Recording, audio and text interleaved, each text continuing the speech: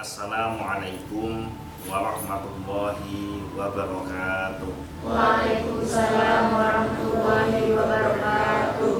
Alhamdulillah wassalatu wassalamu ala rasulillah Sayyidina Muhammad ibni Abdillah wa ala alihi wa sahbihi wa mawalah, amma ba'du. Alhamdulillah pada malam hari ini, pada sore hari ini, soalnya ngelihat bajunya hitam semua jadi ingat malam saya. Alhamdulillah pada sore hari ini kita kembali melanjutkan kajian rutin kitab Bulughul Maram, masih di dalam kitab yang kedua, yaitu kitab sholat, kitab tentang sholat. Dan pada sore hari ini kita akan mengkaji bab yang baru.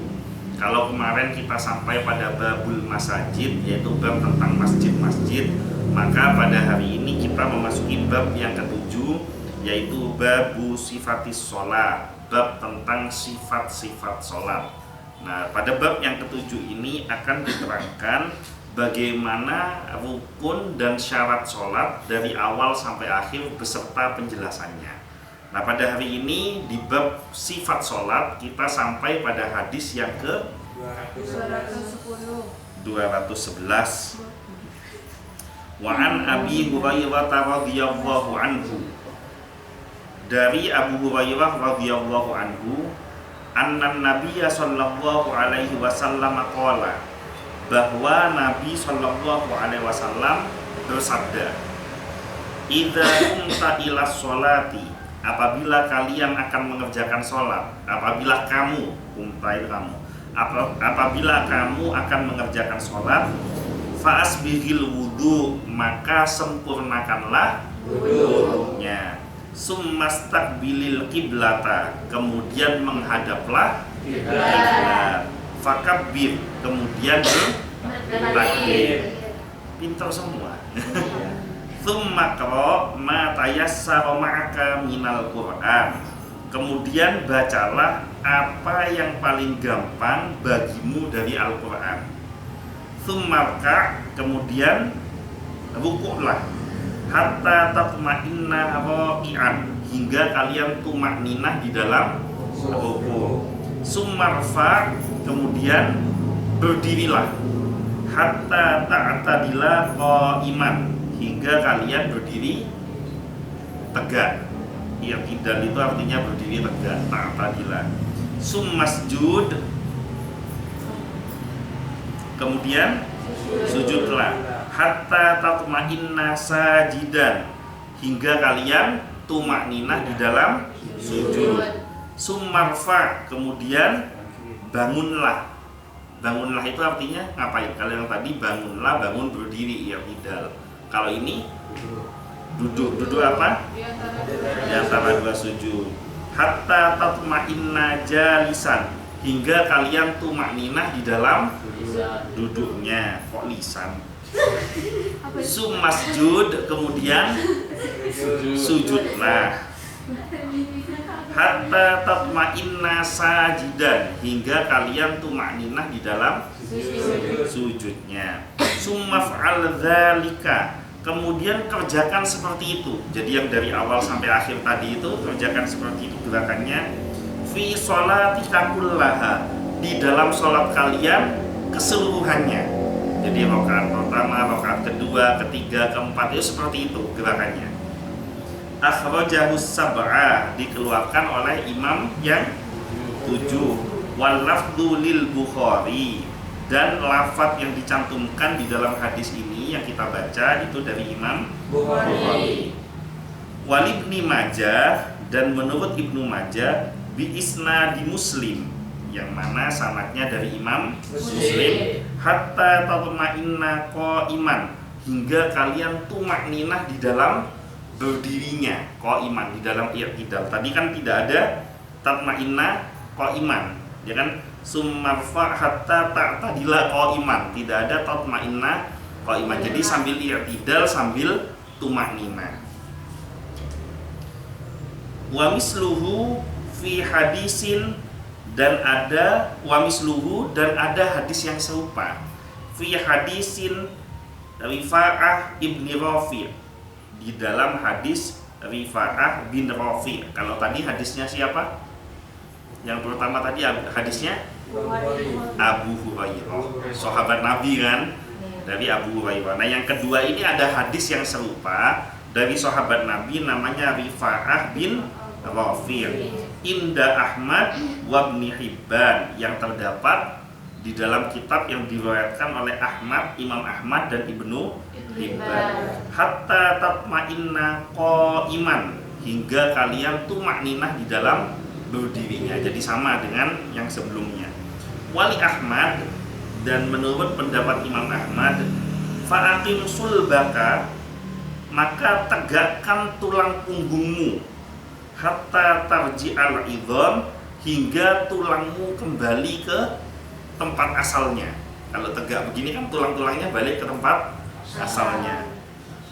Walin Nasa'i, dan menurut Imam Nasa'i, maksudnya hadis yang diriwayatkan oleh Imam Nasa'i, wa Abi Dawud, dan Abu Dawud, min hadisi Rifa'ah ibni Rafi', dari hadis Rifa'ah bin Rafi', innaha, sesungguhnya, la tatimmu sholatu ahadikum, tidak sempurna sholat salah seorang di antara kalian, hatta yusbihul wudu, sampai kalian menyempurnakan wudu, kama amarahullahu ta'ala, sebagaimana yang telah diperintahkan oleh Allah Ta'ala.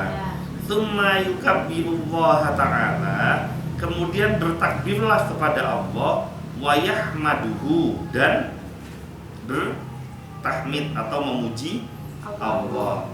Wa fiha, dan di dalamnya, maksudnya di dalam gerakan sholat itu, fa in kana ma'aka Qur'an, fa in kana ma'aka Qur'anun, apabila maka Quran, ini kalau artinya bersama kamu Al-Quran, mungkin maksudnya maka apabila ada hafalan Quran yang bersama kamu, faqra, maka bacalah. Jadi kamu baca Quran yang kamu hafal. Wa illa, dan apabila nggak ada yang hafal, misalkan sholat kamu mu'allaf baru masuk Islam, nggak ada satupun yang kamu hafal, maka fahmadillaha, maka bertahmidlah, wa kabbirhu, dan bertakbirlah, wa halilhu, dan bertahlillah. Wali Abi Dawud, dan menurut Imam Abu Dawud, summa qara' bi ummil kitab, kemudian bacalah ummul kitab. Apa itu ummul kitab? Al-Quran. Wa bima sya'allah, dan apa saja yang dikehendaki oleh Allah. Wali Ibnu Hibban, dan menurut Ibnu Hibban, hadis yang terdapat di dalam Ibnu Hibban, summa bima syi'ta, kemudian bacalah sesukamu. Maksudnya sesukamu itu bacaan Al-Quran yang kamu sukai. Paham maksudnya? Paham ya, soalnya kalau bilang nggak paham saya ulangin dari awal. Hadisnya sepanjang ini. Ya, saya cerita asbabul wurudnya dulu. Apa itu asbabul wurud? Asbabul wurud kok urutan. Asbabul wurud, kalau Al-Quran namanya asbabun nuzul, kalau hadis namanya asbabul wurud. Ada yang tahu? Asbab itu kan sebab. Asbabun nuzul, sebab ayat Al-Quran diturunkan.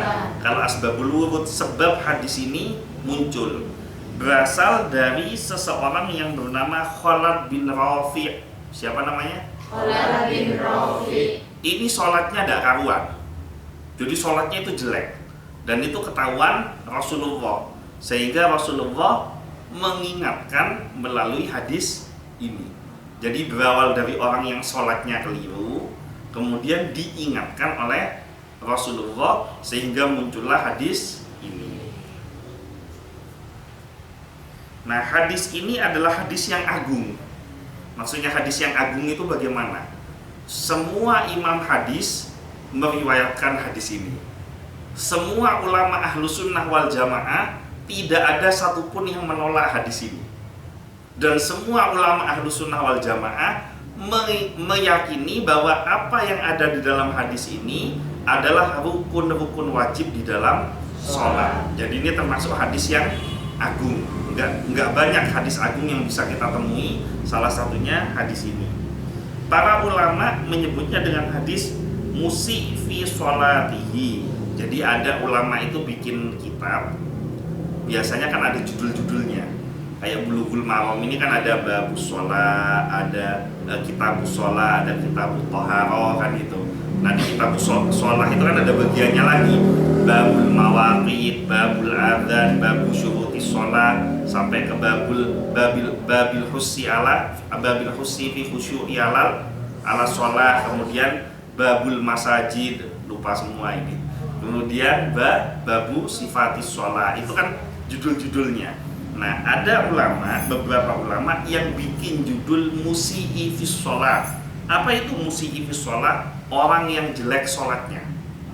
Jadi ada kitab, judulnya itu diantara beberapa isinya, subjudulnya itu musi'i fis sholat, orang yang jelek sholatnya. Jadi hadis ini dimasukkan di dalam musi'i fis sholat. Maksudnya tujuannya adalah untuk membenarkan yang jelek.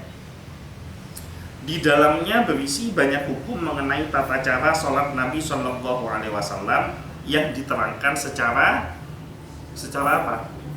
Secara lisan. Hadis itu ada berapa jenis? Hadis itu ada 3 jenis. Pertama, hadis.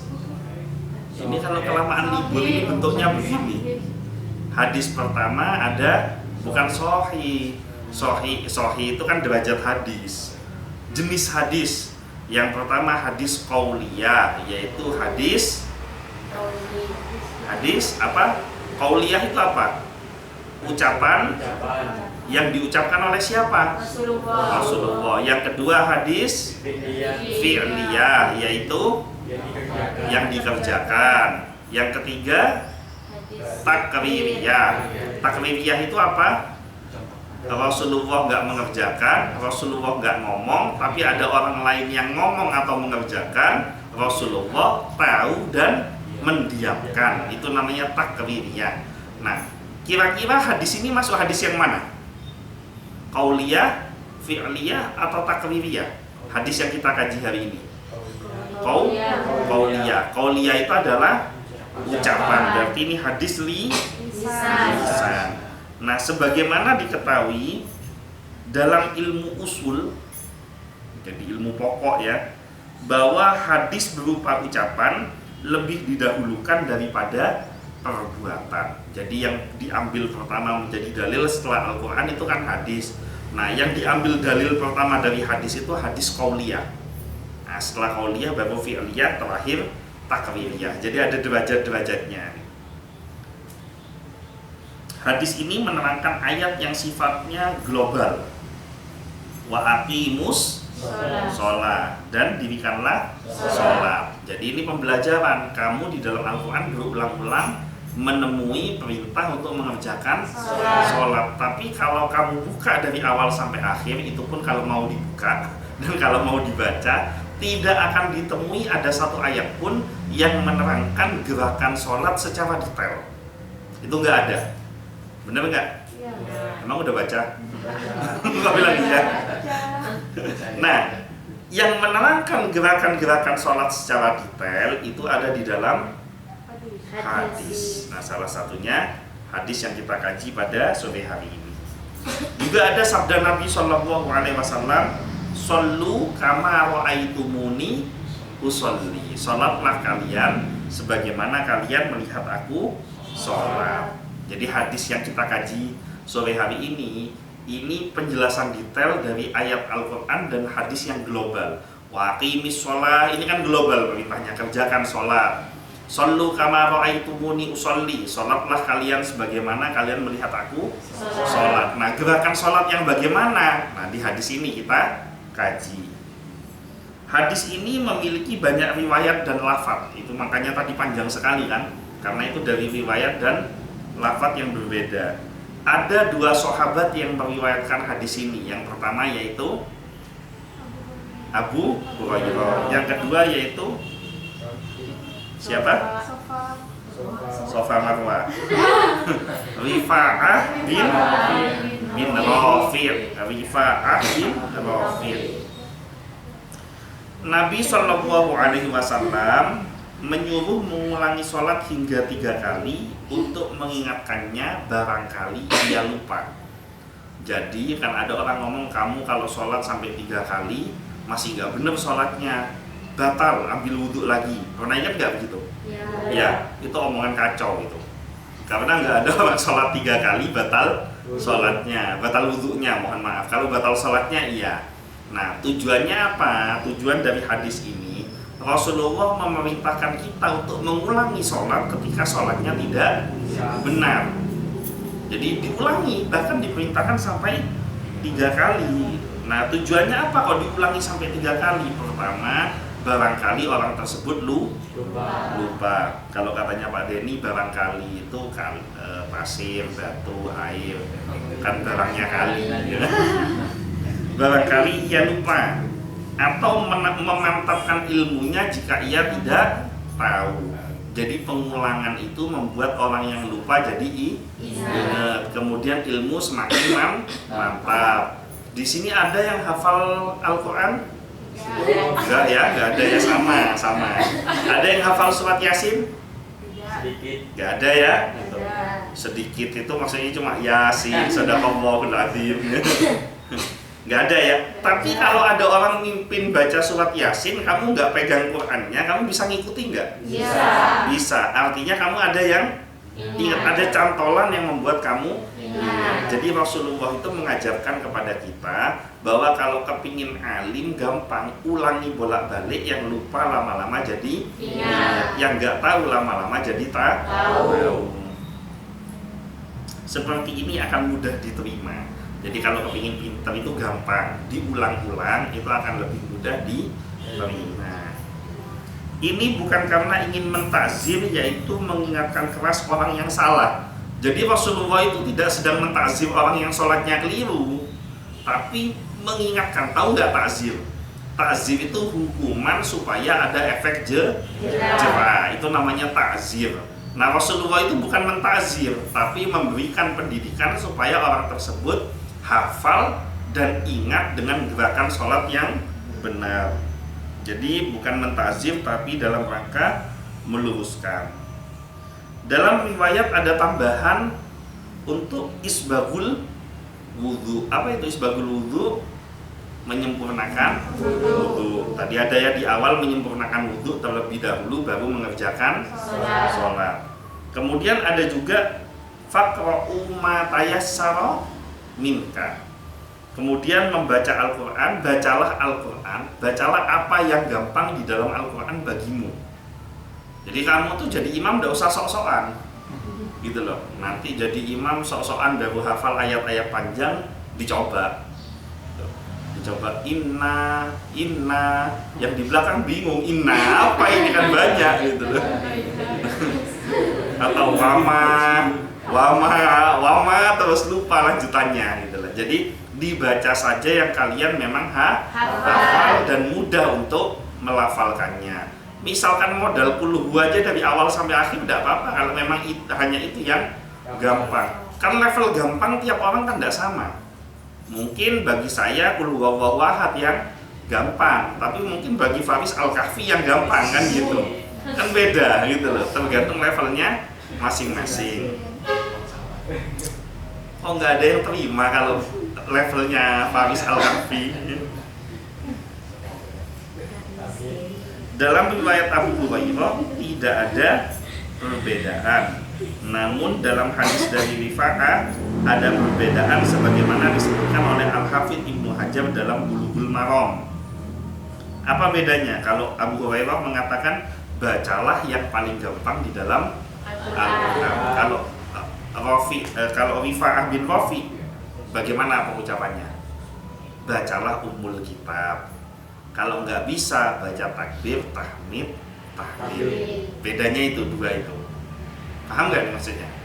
Abu Hurairah mengatakan bacalah yang gampang di dalam Al-Quran. Hadis yang ada dari Abu Hurairah. Nah, sementara hadis dari Rifa'ah bin Rafi, bacalah Ummul Kitab. Kalau nggak bisa baca takbir, tahmid, tahlil.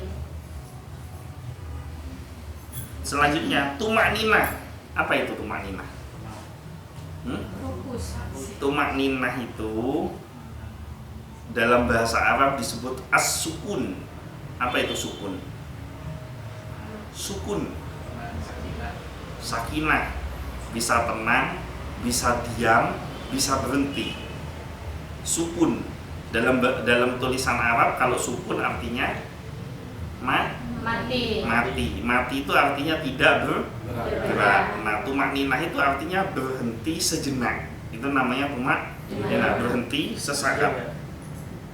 Jadi tumakninah yang dimaksud adalah as-sukun, tenang walaupun hanya sebentar. Sedangkan yang dimaksud secara istilah adalah diamnya anggota tubuh beberapa saat. Jadi anggota tubuh itu semuanya diam. Namanya semuanya diam itu serta matanya serta mulutnya. Jadi ketika tumakninah, kamu tidak membaca apa-apa, ketika diam ya sak matanya jangan kedip-kedip. Gitu, itu namanya tumakninah. Oke, kita lanjutkan ke syarahnya. Tadi itu penjabaran kata demi kata yang ada di dalam hadis. Kenapa terasa berat ya hadis ini? Yang pertama, hadis ini jadi dalil akan wajibnya wudhu untuk sholat dan diperintahkan untuk isbagh, yaitu isbagh. Isbagh fasbighil wudhu, artinya menyempurnakan wudhu. Faris semenjak duduk sebelahnya Pak Dedi tambah pintar sekarang. Jadi memang teman tuh bawa pengaruh. Dekat ke Pak Dedi pintar langsung Faris ya. Jadi tidak sah sholat seseorang kalau wudhunya belum sempurna. Ini sudah kita kaji ya di babul wudhu. Makanya kamu jangan menyepelekan wudhu. Ini ada cerita lucu.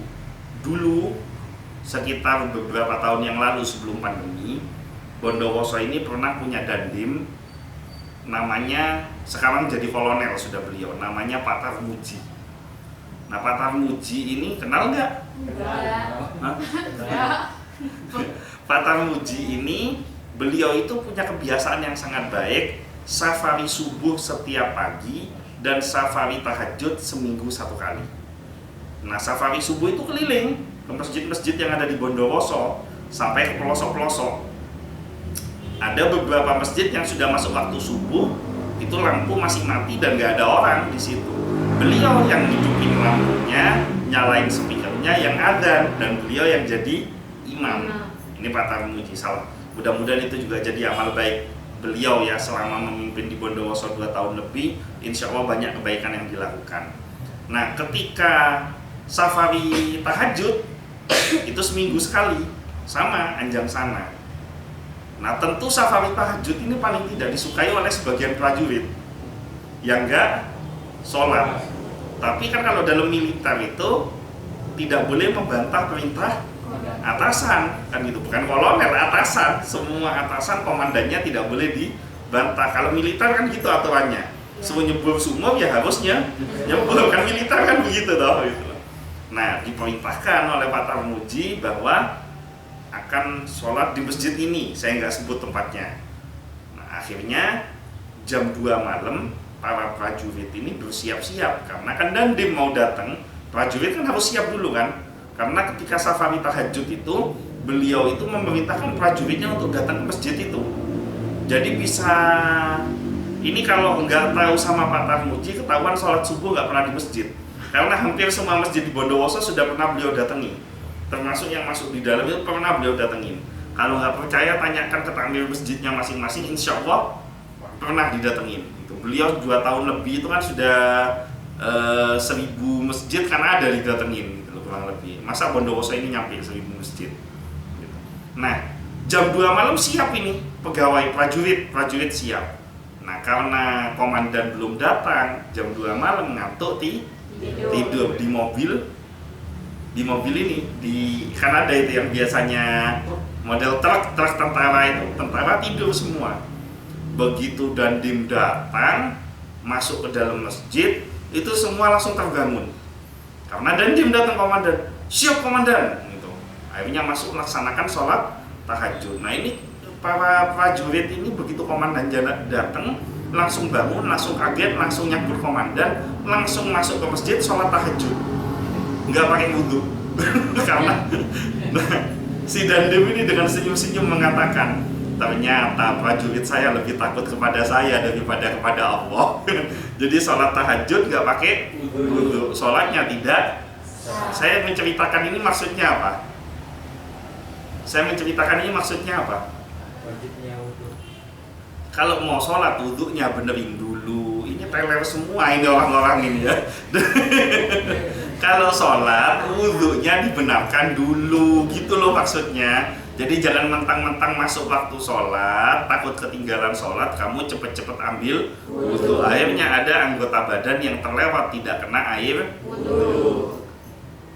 Yang kedua, hadis ini jadi dalil wajibnya menghadap kiblat. Kalau sholat wajib menghadap kiblat. Kiblatnya di mana? Ya kalau di Indonesia, kalau kamu kebetulan lagi ada di Los Angeles ya bukan di Jawa Barat. Ini pola gitu, Faris udah ke Los Angeles gitu ya. Mau ngapain kamu? Jadi di Ka'bah, ya. Jadi kiblat itu ada di Ka'bah. Nah, secara kebetulan Indonesia ini ada di timurnya Ka'bah. Berarti kalau gitu sholatnya menghadap ke Ka'bah. Yang ketiga, hadis ini jadi dalil akan wajibnya takbiratul ihram dengan lafaz Allah. Kok sami Allahu liman hamidah. Takbiratul ihram Allah. Takbiratul ihram termasuk rukun sholat. Jadi tidak sah sholatnya kalau nggak pakai takbiratul ihram. Dan nggak sah sholatnya tanpa takbiratul ihram. Dan lafaz takbiratul ihram ini nggak bisa digantikan walaupun dengan maksud yang sama. Misalkan Allahu Ajal, misalkan sama artinya dengan Allahu Akbar. Atau Allahu A'zam misalkan sama artinya dengan Allahu Akbar. Jadi nggak boleh, memang murni paten, nggak bisa diganggu gugat, nggak bisa dirubah. Namanya takbir yaitu Allahu Akbar. Jadi kalau diganti Allahu A'zam misalkan variasi takut bosen gitu, itu tidak sah sholatmu. Yang keempat, habis takbiratul ihram biasanya kita baca apa? Doa iftitah. Kabiro itu salah satu doa iftitah. Doa iftitah itu tidak cuma kabiro. Kamu tahunya cuma kabiro kan? Iya. Makanya ngaji gitu. Makanya ikut toko Gladys, jadi ikut ngaji. Tahu kalau doa iftitah tidak cuma kabiro. Ada Allahumma ba'in baini misalkan. Ya nantilah itu ada hadisnya di bab sifatus sholat. Jenis-jenis doa iftitah itu ada nanti. Nah, doa iftitah itu wajib atau tidak? Tidak. Kenapa kok sunnah? Kenapa kok sunnah? Tidak ada di rukun. Hah? Tidak ada rukun. Dari mana kamu tahu tidak ada di rukun? Hah? Kata kiai, oh ya pintar. Nah, kenapa kok doa iftitah itu tidak wajib? Karena di dalam hadis ini Rasulullah tidak memerintahkan doa iftitah. Jadi ketika bukan perintah, maka dia statusnya tidak wajib. Iftitah itu sifatnya hanya anjuran. Anjuran itu hukumnya sunnah.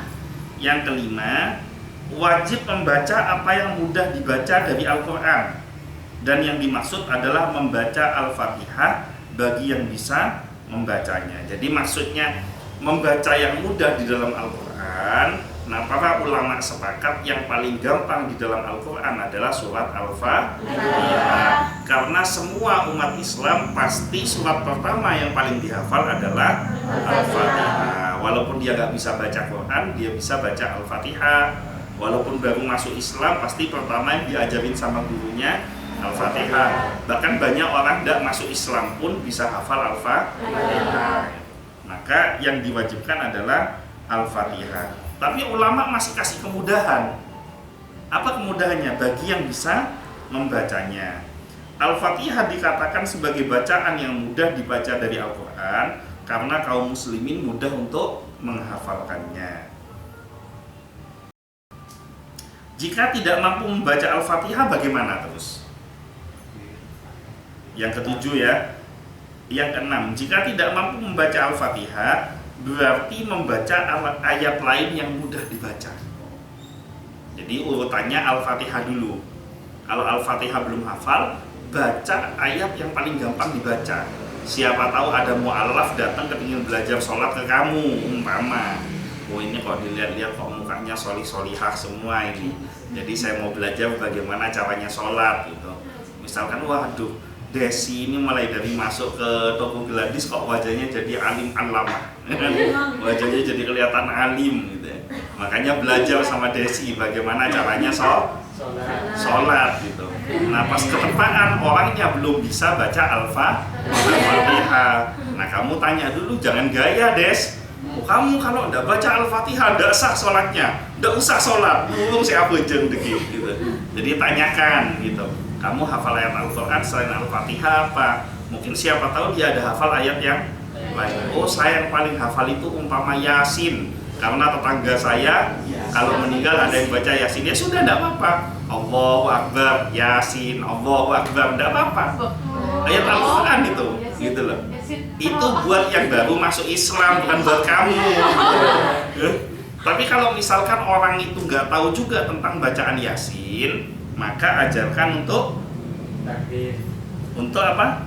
Zikir. Zikir itu bisa baca tahmid, bisa baca takbir, bisa baca takbir. Ini saya mau cerita, mau dengerin nggak ceritanya?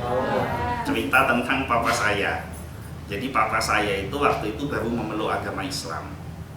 Nah yang mengislamkan kan Kiai As'ad Syamsul Arifin. Nah ketika beliau baru memeluk agama Islam, ujian terbesar adalah menghafal bacaan sholat. Itu paling susah. Papa saya masuk Islam usia 31 tahun. Dibaca gitu, sudah ngeliat tulisan Arab bentuknya kayak cacing, pikir papa saya kan, ini gimana cara bacanya? Akhirnya frustasi menyerah papa saya, menghadap ke Kiai As'ad. Kiai, nah ini pelajaran, kamu kalau nyerah jangan langsung pergi, tanya dulu sama yang pinter, jangan asal pergi gitu. Menghadap ke Kiai, boleh nggak khusus buat saya? Oh gini pertanyaan Kiai, dalam Islam sholat itu wajib atau tidak? Ya wajib. Kalau nggak sholat gimana Kiai? Ya kamu dosa, karena sholat itu wajib dikerjakan. Kiai, Allah itu maha pengasih dan maha penyayang apa enggak? Iya pengasih dan penyayang Allah. Bisa enggak Kiai? Dengan maha pengasih dan penyayangnya Allah, Kiai mohonkan kepada Allah khusus buat saya dikasih dispensasi, enggak usah sholat. Dikasih keringanan, enggak usah sholat. Ya untuk kamu sih gitu, tapi untuk orang baru masuk Islam itu pikiran yang wajar. Nah ditanya oleh Kiai As'ad, kenapa kamu kok nggak mau sholat? Saya itu repot mau menghafal bacaan sholat. Kok rasanya susah setengah mati mau menghafal bacaan sholat itu. Mana pelafalan Arabnya, mana makhorijul hurufnya, mau baca huruf-hurufnya, kan kerepotan. Jadi saya rasanya berat untuk sholat Kiai. Jadi khusus buat saya mintakan keringanan kepada Allah supaya saya boleh untuk ndak sholat. Kan Allah itu Rahman dan Rahim. Kalau umpama kiainya kamu, jawabanmu apa? Kalau kiainya kamu, jawabannya apa? Makanya kamu gak jadi kiai, soalnya bingung jawabnya. Kiai As'ad ini menjawab dengan tersenyum. Beliau mengatakan, ya jangan gak sholat, sholat itu tetap wajib. Nah, mau gak tak ajarin sholat yang gampang? Emang ada Kiai sholat yang gampang? Ada, kamu pasti bisa ngerjainnya. Emang gimana Kiai? Kamu bisa nggak menghafal gerakannya dulu? Jadi nggak usah menghafal bacaannya, kamu hafal gerakannya. Ya kalau gerakan gampang Kiai, anggap aja kayak senam, kan? Rukuk berdiri, sujud duduk, sujud berdiri, rukuk berdiri, kan senam itu. Jadi gampang dihafal. Oke, kamu hafalkan gerakannya. Nah setelah kamu hafal, kamu datang ke saya, dihafalkan. Begitu hafal, menghadap lagi pada Kiai. Sudah hafal? Sudah. Nah kamu nanti setiap gerakan kamu tambah. Misalkan kamu mau sholat Allahu Akbar, Sudah, kamu baca Allahu Akbar itu, nanti waktunya ruku kamu baca lagi Allahu Akbar. Nanti i'tidal berdiri kamu baca lagi Allahu Akbar. Enggak diajari sami Allahu liman hamidah. Karena kenapa? Karena Ki As'ad tahu kalau papa saya diajarin sami Allahu liman hamidah pasti repot lagi, males lagi kan gitu. Jadi Allahu Akbar dulu aja. Bisa nggak nyebut Allahu Akbar? Bisa, kerjakan. Dikerjakan. Nah, dapat seminggu datang lagi kiai. Alhamdulillah saya sudah sholat. Gerakannya sudah sesuai, sudah pakai bacaan Allahu Akbar. Kamu mau nggak saya kasih wiritan, saya kasih bacaan? Kamu kalau baca ini nanti daganganmu jadi laris. Kata Ki As'ad. Nah, papa saya itu dari awal punya kepercayaan Ki As'ad ini sakti. Sehingga kalau Ki As'ad ngomong daganganmu jadi laris, papa saya pasti percaya. Loh, memang apa bacaannya Kiai? Ambil pulpen kertas kamu catat, dicatat sama Kiai diajarin Bismillahirrahmanirrahim, dicatat. Hafalin ya. Ya, buat kamu gampang Bismillah. Tapi buat orang yang masuk Islam usia 31 tahun belum tentu dengan gampang menghafal Bismillahirrahmanirrahim. Nanti kamu kalau sudah hafal balik lagi ke sini. Baik Kiai, hafal menghadap. Nah, gimana sudah hafal? Hafal Kiai. Ya udah, kamu sekarang kalau sholat kan berdiri, kamu kan baca Allahu Akbar. Nah, sebelum ruku, sebelum bungkuk itu, sebelum Allahu Akbar yang bungkuk, kamu tambahin dulu baca Bismillahirrahmanirrahim. Jadi Allahu Akbar, Bismillahirrahmanirrahim, Allahu Akbar, baru ruku. Bisa? Gampang kalau gini Kiai. Nah, karena kamu gampang, kamu tak kasih bacaan supaya kamu itu dagangannya tambah laris lagi. Apa bacaannya? Alhamdulillahirabbil alamin, dicatat. Itu begitu seterusnya menghadap kepada kiai dalam waktu yang cukup lama, mungkin 1 tahun lebih, sampai papa saya betul-betul hafal bacaan sholat sampai sempurna ke salam. Paham nggak maksudnya? Jadi diajarkan dari awal sampai benar-benar bisa sholat secara sempurna sampai fil alamina innaka hamidum majid. Nah, apa pembelajaran dari sini? Pertama, sosok Kiai As'ad yang luar biasa, ulama karismatik, tokoh yang luar biasa. Bahkan Pak Harto pun segan kepada beliau. Presiden Soeharto itu siapa yang berani sama Presiden Soeharto? Tapi Pak Harto segan sama Kiai As'ad. Ternyata masih mau dengerin ada orang Cina baru masuk Islam minta dispensasi supaya nggak usah sholat, bisa open ditelateni sampai benar-benar bisa bacaan sholat dan bisa sholat dengan sempurna, dan itu waktunya 1 tahun. Nah, makanya kamu kalau punya anak nanti kalau belajar nggak bisa-bisa jangan marah, sabar. Kadang-kadang orang tua itu kan nggak sabar ngajarin anaknya. Bu, untuk dia anak aja bunggun apa ya, bolehin ibu liwat bisa gitu, jangan gitu. Jadi sabar, diajarin secara bertahap sampai benar-benar bisa. Nah, kemudian yang kedua, dengan cara pendekatan seperti itu akhirnya papa saya benar-benar mau mengerjakan sholat sampai akhir hayatnya pun beliau tetap sholat. Lanjut, masih kuat? Kuat. Yang ketujuh, yang termasuk rukun sholat adalah ruku, berdiri dari ruku, yaitu i'tidal, sujud 2 kali dan duduk di antara 2 sujud. Karena dalam hadis ini Rasul Shallallahu Alaihi Wasallam yang mengajarkannya. Yang kedelapan, wajib tumakninah. Apa itu tumakninah? Ya, jadi tumakninah ini wajib di dalam setiap rukun sholat atau gerakan sholat. Rukun sholat tidaklah sah jika tidak ada tumakninah, sebagaimana pendapat jumhur ulama. Jadi sholatmu itu tidak sah kalau kamu tidak pakai tumakninah. Misalkan sholat kayak membalap, Allahu Akbar, sami Allahu liman hamidah, Allahu Akbar, Allahu Akbar, itu tidak sah. Jadi kalau ada orang sholat taraweh itu nggak ada jeda gerakannya, itu bukan sholat, olahraga itu. Karena semua jumhur ulama sepakat bahwa dalam gerakan harus ada tumakninah, walaupun hanya sesaat. Allahu Akbar, nggak usah panjang-panjang, nggak apa-apa kalau memang mau kesusu ya. Allahu Akbar, subhanallah, sami Allahu liman hamidah, subhanallah, Allahu Akbar, subhanallah, nggak apa-apa. Walaupun bukan subhana rabbiyal azimi wa bihamdihi. Nah, karena dalam hadis ini Rasul Shallallahu Alaihi Wasallam menyebutkan tumakninah dalam ruku, bangkit dari ruku, sujud dan duduk di antara dua sujud. Jadi tadi itu hadis itu gerakan demi gerakan Rasulullah menyertakan kata tumakninah. Maka tumakninah ini penting, wajib di dalam sholat. Rasulullah bahkan menyuruh mengulangi sholat karena tidak memenuhi rukun ini. Jadi sholatnya jelek itu tadi, sahabat yang sholatnya jelek itu karena dia nggak tumakninah, gerakannya cepat sekali. Rasul Shallallahu Alaihi Wasallam katakan bahwa ia tidak sholat, padahal ia dalam keadaan tidak tahu. Jadi orang ini nggak tahu kalau harus tumakninah, sholatnya cepet-cepet. Rasul mengatakan kamu nggak sholat, ulangin sholatnya. Diulangi lagi, cepat lagi. Kamu nggak sholat, ulangin sholatnya. Jadi orang yang sholatnya tidak ada tumakninah itu sama dengan tidak sholat. Jadi hati-hati ya, stop sholat model pembalap. Jadi mulai di secepat-cepatnya harus ada tumakninahnya, harus ada jedanya. Hal ini menunjukkan bahwa siapa saja yang meninggalkan tumakninah ia tidak dikatakan sholat.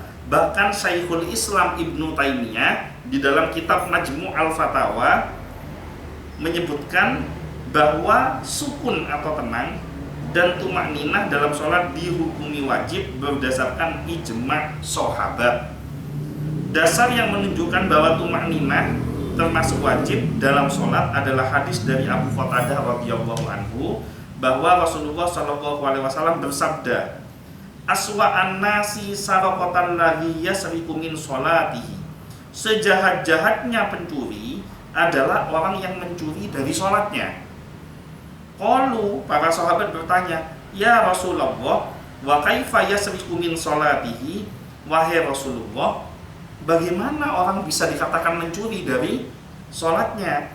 Qala, Rasulullah menjawab, la yutimmu ruku'aha wala sujudaha. Ia tidak menyempurnakan rukuk dan sujudnya. Au qala, atau beliau bersabda, la yuqimu sulbahu fil ruku'i was sujud. Ia tidak menegakkan punggungnya ketika rukuk dan sujud. Maksudnya nggak sampai tegak, nggak sampai ada jeda. Plek-plek langsung rukuk, langsung berdiri, langsung sujud, langsung duduk. Itu sama dengan orang yang mencuri sholat. Itu seburuk-buruknya orang sholat. Jadi hati-hati, jangan ngebut-ngebut di dalam sholat. Nggak apa-apa, agak panjang sedikit saya jelaskan seperti ini, nggak masalah gitu lah. Yang penting kalian sholatnya lebih benar gitu. Jangan sampai sholatnya nggak benar gara-gara kepingin cepat selesai. Mengenai kadar tumakninah ada perbedaan pendapat di antara para ulama. Jadi tumakninah ulama sepakat wajib. Tapi kadar tumakninahnya ada perbedaan. Gimana perbedaannya? Ada yang menyatakan bahwa tumakninah adalah sukun atau tenang walaupun sebentar. Allahu Akbar, rukuk, nggak baca apa-apa, yang penting tenang walaupun sebentar, walaupun hanya 1 atau 2 detik. Sami Allahu liman hamidah, Allahu Akbar, karena ada jeda. Jadi bukan Allahu Akbar, Sami Allahu liman hamidah, Allahu Akbar, karena ada yang begitu. Itu nggak ada jeda. Jadi walaupun hanya 1 detik, 2 detik itu sudah masuk tumakninah. Ini seperti pengertian secara bahasa dari tumakninah. Sedangkan pendapat lainnya yang afdhol menyatakan bahwa tumakninah adalah sekadar zikir yang dibaca tanpa tergesa-gesa. Allahu Akbar, subhana rabbiyal azim wa bihamdi. Sekali nggak apa-apa, sami Allahu liman hamidah, rabbana lakal hamdu. Allahu Akbar, subhana rabbiyal a'la wa bihamdi. Allahu Akbar, rabbighfirli warhamni. Allahu Akbar. Gitu nggak apa-apa. Walaupun nggak selesai nggak apa-apa gitu loh. Yang penting masuk kategori tumakninah dan nggak cepat-cepat. Yang kesembilan, wajib tertib atau berurutan dalam melakukan rukun-rukun yang ada sebagaimana disebutkan dalam hadis, karena Rasulullah Shallallahu Alaihi Wasallam menyebutkan berurutan dengan kata summa. Jadi nggak boleh loncat-loncat. Habis takbiratul ihram berdiri harus rukuk, nggak boleh langsung loncat sujud. Jadi rukuk baru i'tidal. Itu kamu kalau langsung loncat sholatmu nggak sah.